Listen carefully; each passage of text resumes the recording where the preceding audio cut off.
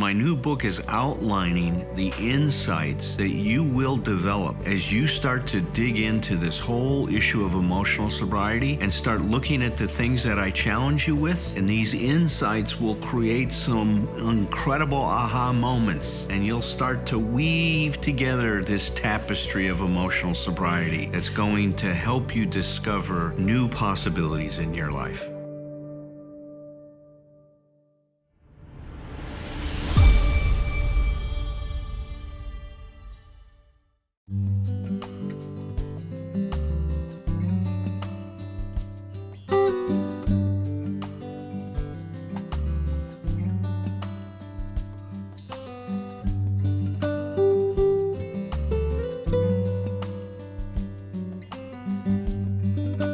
Tonight, we continue our exploration of how the 12 steps of Alcoholics Anonymous operate to facilitate the achievement of emotional sobriety. Tonight, we are continuing our exploration of step number 8. Made a list of all persons we had harmed and became willing to make amends to them all. So I like to, before I go into the specifics of this step, I just like to always cast the step into the context of the process that's unfolding. And there is a process that's unfolding. Remember, we're looking at the steps in terms of how do they help us achieve emotional sobriety. And I like to think of this as we are going from a state of emotional undifferentiation to a state of emotional differentiation. And it becomes very important to be able to understand what that means. So when we're undifferentiated, we don't experience life separate from us. It's all about us. You can read if you're a big book fan, Bill talked about in the big book that we think that self-centeredness, selfishness is the root of our problem. Well, if you think about what emotional undifferentiation is that when we're emotionally undifferentiated, we think that everything's about us. We also think that everybody should think the way that we do.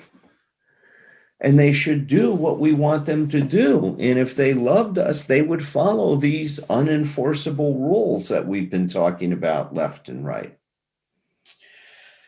Well, this is very, very, very important that we change that, because no emotional sobriety can be had unless we differentiate ourselves and become emotionally differentiated.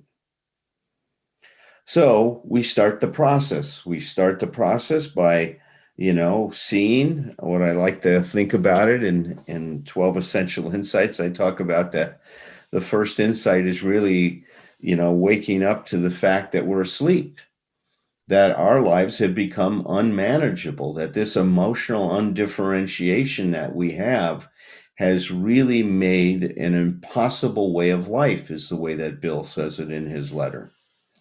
Because we put the cart before the horse. And putting the cart before the horse just means that we expect life to conform to our expectations. That's how self-centered we are. That we expect that life should conform to our expectations, that things should happen the way that we think they should happen, that life is supposed to be a certain way. And if it conforms to our expectations, then we'll have a great life. And so that turns us into control freaks, and we become incredibly manipulative in terms of trying to get people to bend to our wishes. So this state of undifferentiation is how we begin. Each and every step is a step towards differentiation, and one step has been building on the other. The steps are highly interdependent, and they generate this cumulative energy that continues to move us in this direction of differentiation. Now, in steps 6 and 7 that we just spent an awful lot of time examining, what we saw was that it really is very important for us to really, really sit with, well, what does it mean? What has this emotional dependency really meant in our life? And how has it manifested itself? And that we really make a commitment to turning this around. And we can't do that alone. We need help in doing it because a lot of times we just can't see what we can't see. We don't know what we don't know. We have blind spots, and we need each other to point these blind spots out. So we make that commitment in step 6 and 7 to really strive for our best possible attitude. The best possible attitude towards life is based on being differentiated. That's what we're striving for this emotional differentiation. And so now, as often happens in the steps, is they generate this force, this charge, right? So we really are ready to move towards this best possible attitude. And now we're at, and I just love this, we are given some specific instruction of making a list of people we've harmed and becoming willing to make amends to them all. Now, I encouraged you to think about making that list of people that we have harmed from the perspective is what has your emotional dependency done to your relationships?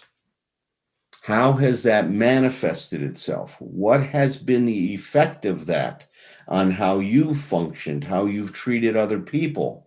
What kind of expectations you've had of them? What kinds of demands and claims have you made on them? And to look at the mistakes, made a list of all people we had harmed, become willing to make amends to them all, to become willing to look at the mistakes we've made from this perspective specifically. Now, what is happening here, as I said this last time, and I won't, spend a lot of time on this today, is it's very important if we're going to change something, we get specific.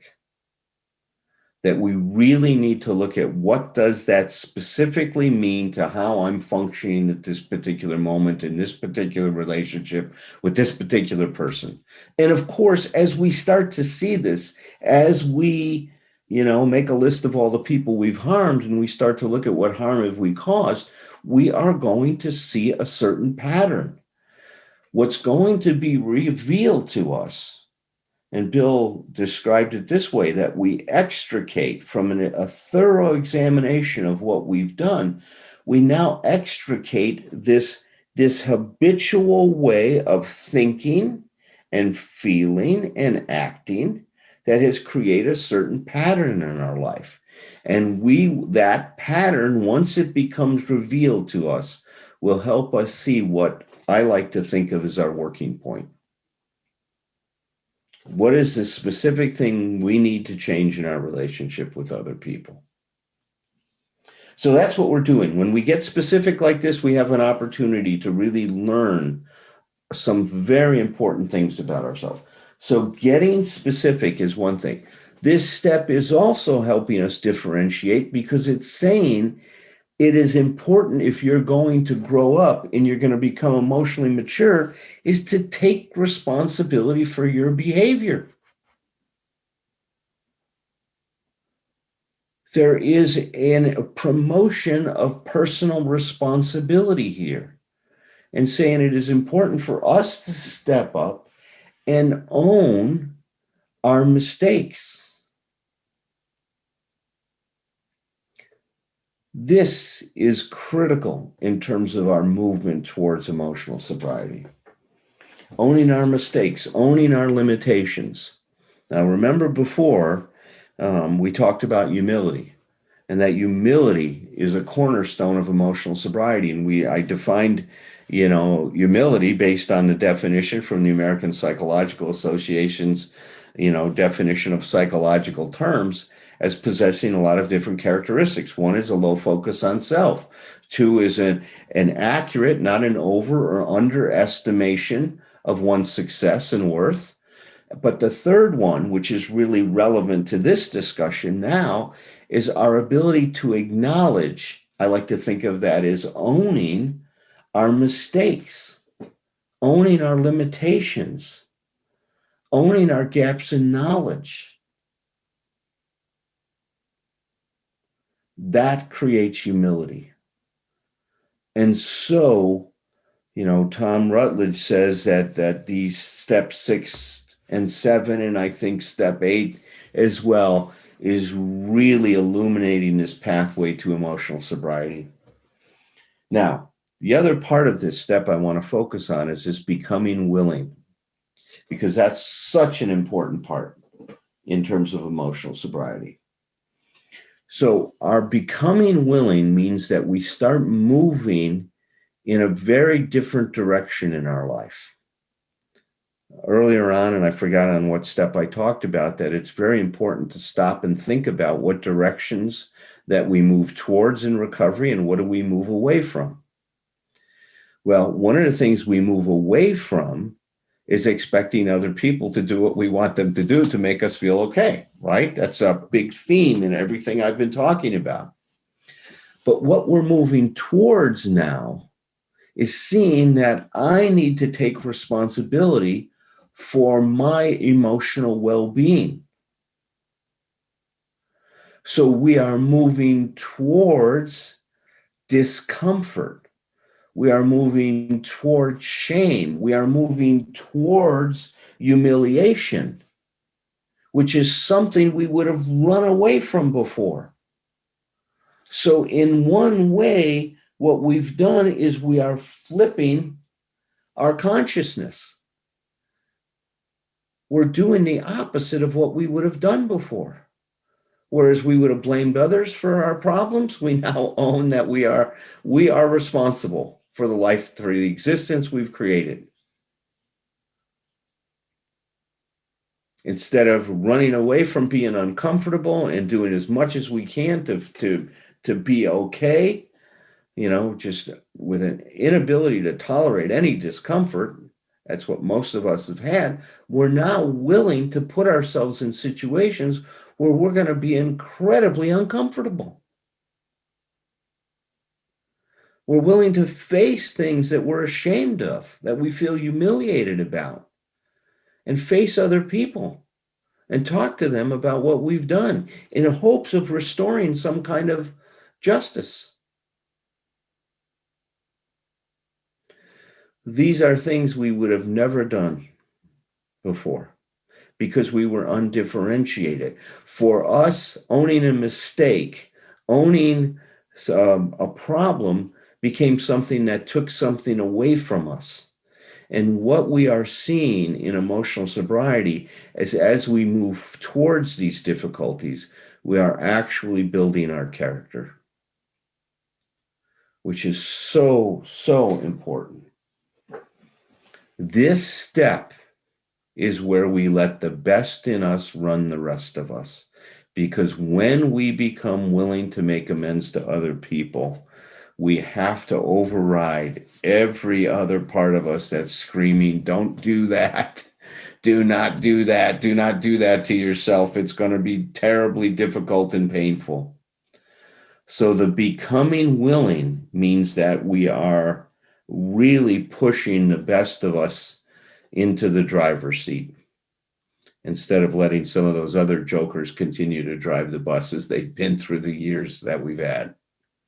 So this is a real powerful thing. And now it's a very interesting thing. I've been reading Start Where You Are, Pema Chodron's book. And, she was talking about, one of the things that in terms of overcoming resistance, one of the second of what they call the 4 practices is to confess evil actions, is the way they call it, a quote, unquote. But I thought it was really interesting. She goes, confessing our neurotic action is a 4-fold process by which we learn to see honestly what we do and develop a yearning to take off those dark glasses, take out those earplugs, take off that armor, and experience the world fully. It's a path to openness. It's a path to vulnerability. It's a path to authenticity. Emotional sobriety is about emotional freedom. And we cannot have emotional freedom without having authenticity. So this is our step, a big, big step in that direction in our life. And it takes a hell of a lot of courage to do this. I think the other thing that develops as we work this step is that we develop what I like to think of as that we're able to endure this discomfort because of how meaningful it becomes to our lives and what it does for us and how it helps us become what we can be. So with that, I will now turn to my colleagues, Roger and Thom, and ask them to share their thoughts about what this step and what I've said tonight. Gosh, yeah, that it brings up a lot. First of all, I wanted to say that I'm so happy that we've reached step 8 because it asked us to take, as you said last week, Al, it asked us to take a relational orientation in some ways more than the other steps. It asks us to think about the impact of our actions and our words on other people historically. And while it's very clear to me and all the work we've done over the years together, Al, that differentiation is the foundation of healthy relationship functioning. And people go, well, how's that? How is becoming less fused? How is getting my own legs and feet underneath me in terms of self-support? How is being less dependent on my environment and forming a sense of myself, not a rigid one, hopefully, but at times rigid in the process of becoming more flexible with it. That I think that's how a lot of self-formation has needed to go, at least for me. And then life kind of pounds me around on it for a while. And then I start to gain a little more flexibility rather than these real fixed ideas of who I need to be and who I should be. But you make the point so well, Al, in 12 Smart Things to do after the booze and drugs are gone, that it's our sense of differentiation that allows us to welcome relationships because we're not as worried about losing ourselves anymore. And I think those are the words that you use. We're not as worried about being disapproved of by somebody anymore. We're not as worried about not pleasing someone anymore because now I have something inside of myself that I can support myself with. And it's a really powerful idea that this process of differentiation is what allows us to meet our relationships in a very different way and allows us to move toward emotional sobriety. I don't know about all of you, but it's relationships are like the awareness growing ground and the progress assessment ground for emotional sobriety more than any other area of my life. Nothing pushes our buttons or my buttons as much as relationships do, right? It's the people we care about most who have the most ability to trigger our vulnerabilities and our old patterns. So I want to read this quote that Alan has read parts of before from Eric Fromm, or Fromm, German is Fromm, I believe, in The Art of Loving. And I've changed it a little bit. He talks about like man is this and man is that. And I wanted to modernize it a little bit, but otherwise it's exactly what I said. Mature love is union under the condition of preserving one's integrity, one's individuality. Love is an active power in each of us, a power which breaks through the walls which separate us from our fellow women and men, which unites each of us with others. Love makes us overcome the sense of isolation and separateness, yet it permits us to be ourselves, to retain our integrity. In love, the paradox occurs that two human beings become one and yet remain two. Well said. I mean, I've got goosebumps right now reading the wisdom of that it's about bringing together our need for integrity, our need for wholeness, to act in accord with our values, and our really deep need for connection. Because think for a moment about what connection brings us. I was thinking about this earlier today. I really wanted to bring this up because we can get the idea, I think, in focusing so much on the hazards, and it's very important to do so because they are legion, of emotional dependency, that we can form this idea of, well, and Alan goes out of his way to make sure we understand this is not what he's saying, right? Because I know how deeply he values relationship to his family, to his friends. I've seen it over and over again over the decades that we've been close. So, but we have so many needs that involve relationship, which, if they are in a context of sufficient self-support and looking to ourselves first for the love we so hope for from others, they're absolutely normal human needs. One of them is we have a profound need to feel visible and seen by and understood by other people. A therapist Alan and I cite a lot, Nathaniel Branden, the self-esteem theorist, he called this the visibility principle, right? We have a profound need to feel seen and understood by other people. A second one is our need to feel unconditionally loved and appreciated. Again, when we're hopeful for that and we don't get it, if we are differentiated enough, we'll be disappointed or hurt or maybe even depressed for a while if it's somebody really important to us. But we will be able to come to our own aid, right? We'll be able to care for ourselves in a way that supports us. And that's a really important piece. Third, and this isn't talked about a lot, but I think it's a really powerful need with regard to our connections to others. It's a need for a sense of belonging, right? A need for a sense of community for us.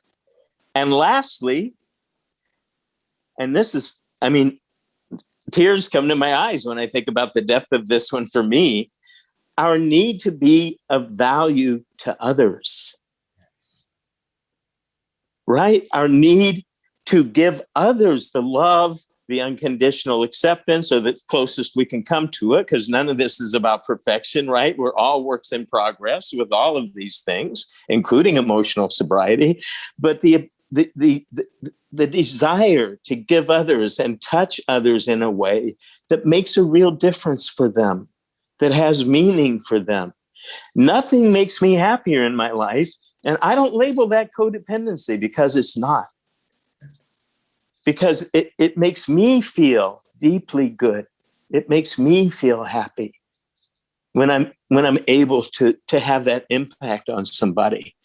And the last thing I wanted to share is connecting up, Alan, to what you had mentioned earlier about the connection between emotional dependency specifically and step 8, right? About expectations we've laid on people and amends we may need to make to them.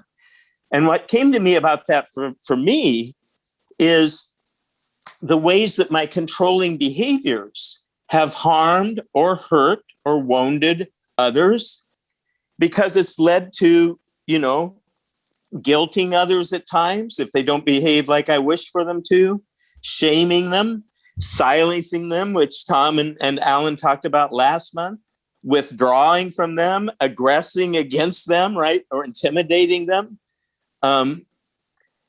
These behaviors and more can make a pretty long to-do list for me about people I need to make amends to, and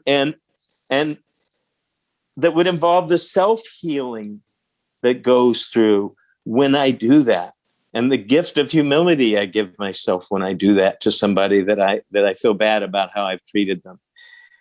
So I could say a lot more about the importance of our needs in relationships and what we want to give in relationship.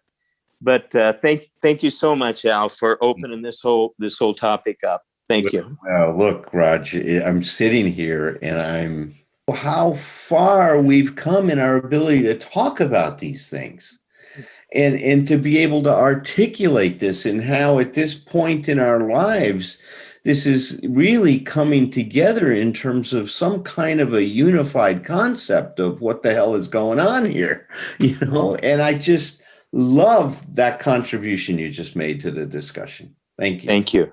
Thank you very much. Yeah, I think Patrick Newman just put in there that you were spitting fire in the chat, and I was going, hallelujah, testify. Fire spitter. I loved it. Yeah, it's amazing. It's now you've talked about being articulate and put it all together.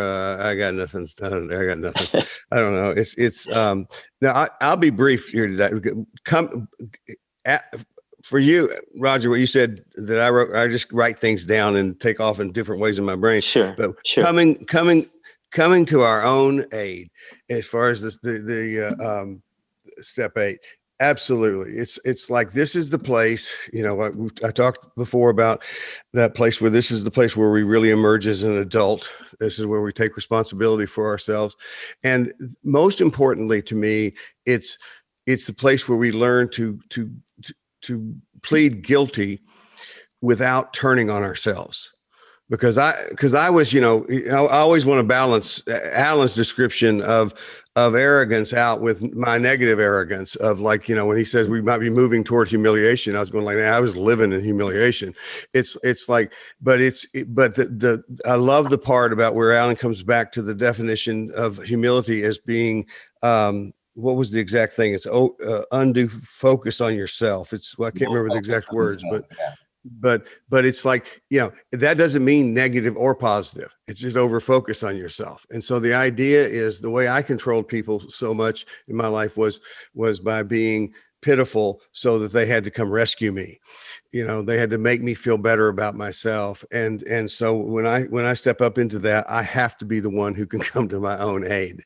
And to me, I never thought about it at the time, but looking back, step 8 is really one of the first places where we really practice what is just absolutely essential for me in inner child work, which is intrapersonal tough love. It's like, no, you're going to, I don't want to say this to that person. I don't want to write that. I know you don't, but you did it. So write it down, or, we're going to make that phone call. We're going to go have that meeting. We're going to do it. It's like, and it's going to, but self-love is largely tough love for me. And it's like, I feel so much safer in me when I have that part that says, I got it. I always say my inner parent cusses as much as any other part of me. And that makes me feel better because it's just me. And it says, get off your ass. Come on. We're going to go do this. But he's not saying it with this implied, you piece of shit. He's saying it. He's saying, that voice in me is saying that because you're important, because I love you, and because we're going to stand up and be responsible for ourselves. And what a better way to start responsibility for ourselves than to basically, and I love this about the step 2, the step 8 is that it's not about apology as my first sponsor just bore into me. It's about, that it's about change. It's about amends. Amends means to change, not to apologize. And it's not about getting a response. It's about acknowledging what we know to be the truth. And that takes a lot of guts. And it turns out when we work the step, we find out that we have a lot of guts, and we can come to the aid of ourselves and be there for each other and for ourselves and each other. So, amen. Thank you, Thom. Wow. Thank you, man. Wow. My new book is outlining the insights that you will develop as you start to dig into this whole issue of emotional sobriety and start looking at the things that I challenge you with. And these insights will create some incredible aha moments, and you'll start to weave together this tapestry of emotional sobriety that's going to help you discover new possibilities in your life.